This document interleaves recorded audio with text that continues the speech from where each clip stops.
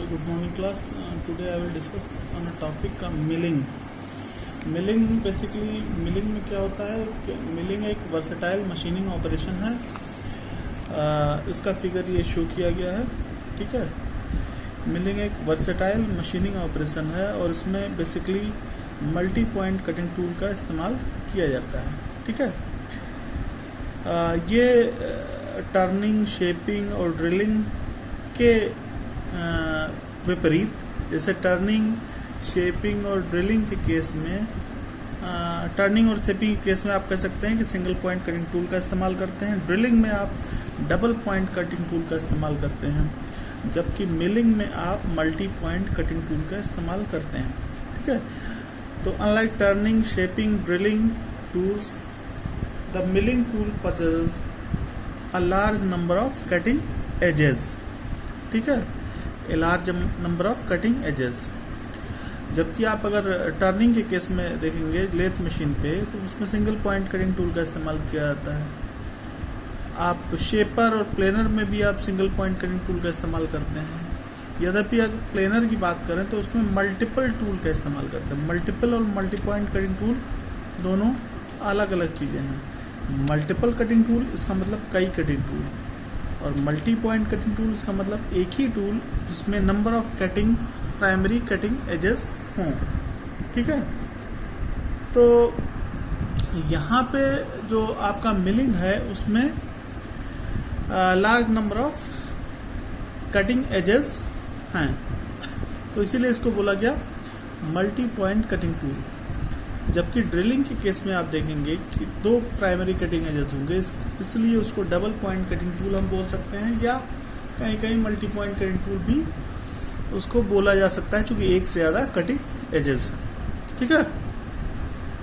तो ये मिलिंग का बेसिक पॉइंट हो गया कि इससे क्या होता है, डिफरेंट टाइप ऑफ शेप आप पा सकते हैं. ये बहुत वर्सेटाइल मशीनिंग ऑपरेशन है जिसमें कि number of cutting edges involve हैं, इसीलिए इसको मल्टी पॉइंट कटिंग टूल बोलेंगे. ठीक. अब बात आती है कि इसके टूल को क्या बोलते हैं. अब लेथ करें, मिलिंग के जो टूल को हम लोग मिलिंग कटर बोलते हैं. Milling cutter. ठीक है. अब मिलिंग कटर इसको हम लोग बोलते हैं, और मिलिंग कटर जैसे मतलब मान लिया इसको, ये मिलिंग का टूल है और ये आपका ये वर्क पीस है, ये वर्क पीस है और ये आपका टूल है. ठीक है. इस टूल को, ये मिलिंग ऑपरेशन आप परफॉर्म कर रहे हैं, इस टूल को हम बोलते हैं मिलिंग कटर. ठीक है.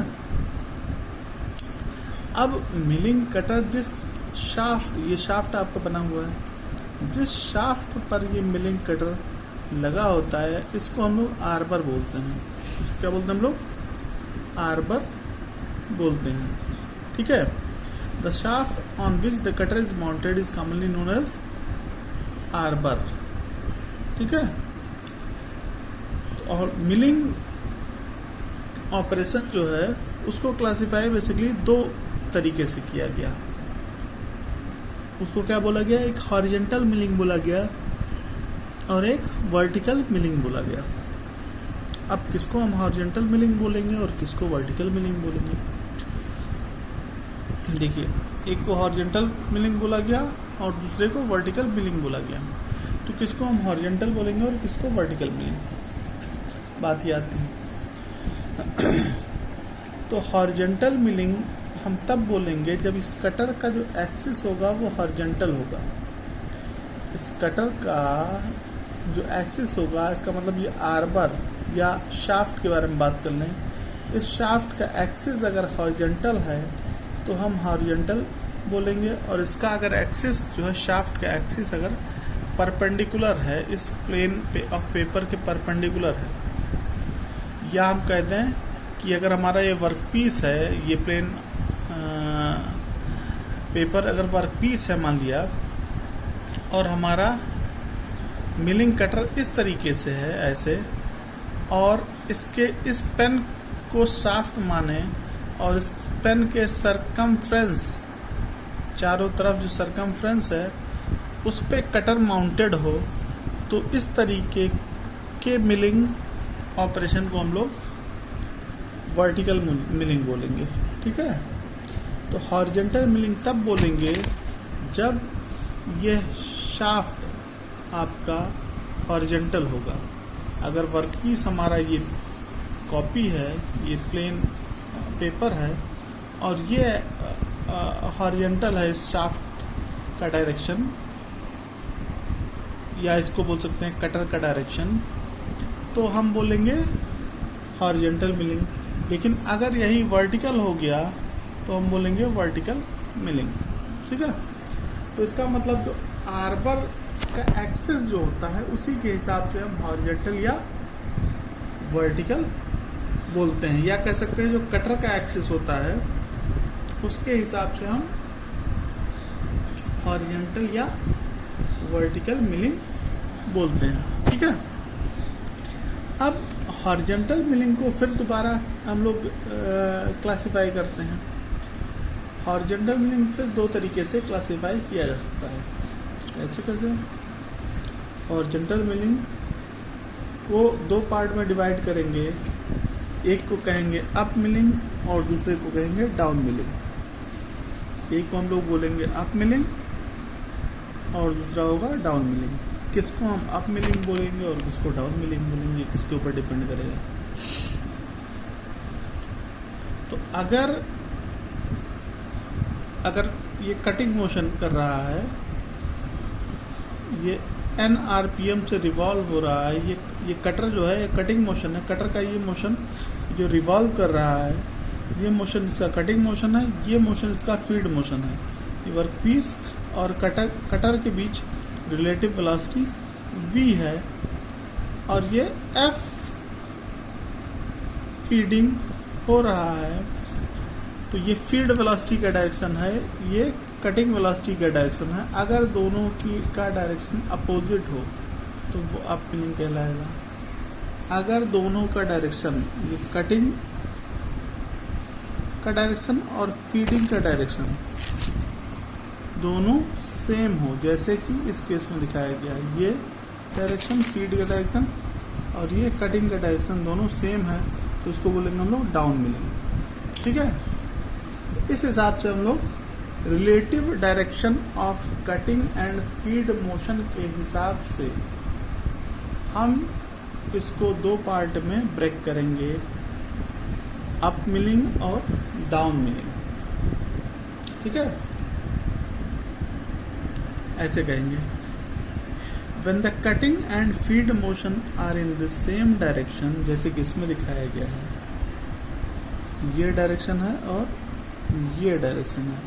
When the cutting and feed motion, ये आपका कटिंग मोशन है और ये फीड मोशन है। ये आपका कटिंग मोशन है, ये फीड मोशन है।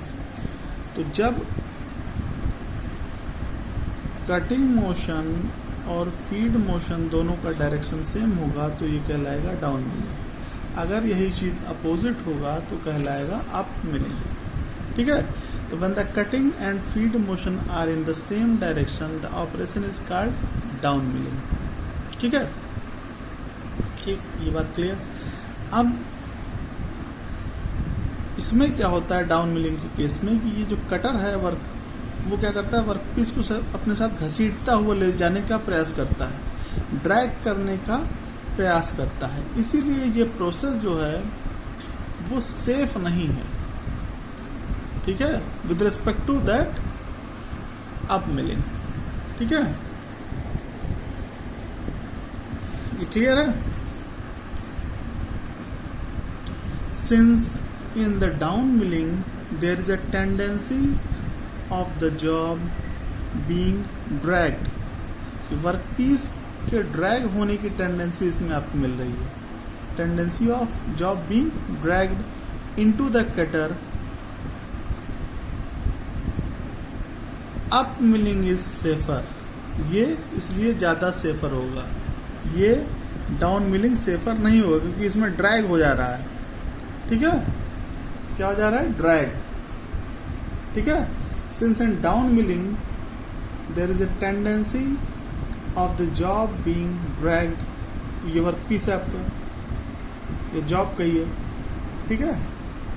Being dragged into the cutter, up milling is safer, ये सेफ है, एंड इज कॉमनली डन, इसीलिए इसका इस्तेमाल हम लोग करते हैं कॉमनली, ठीक है।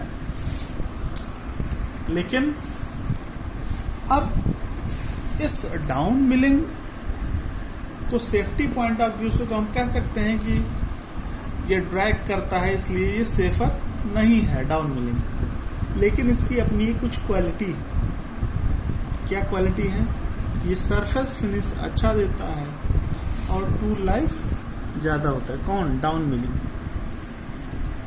तो डाउन मिलिंग क्या हो रहा है? Down milling results in a better surface finish and longer tool life, ठीक है, ये चीज हो गया।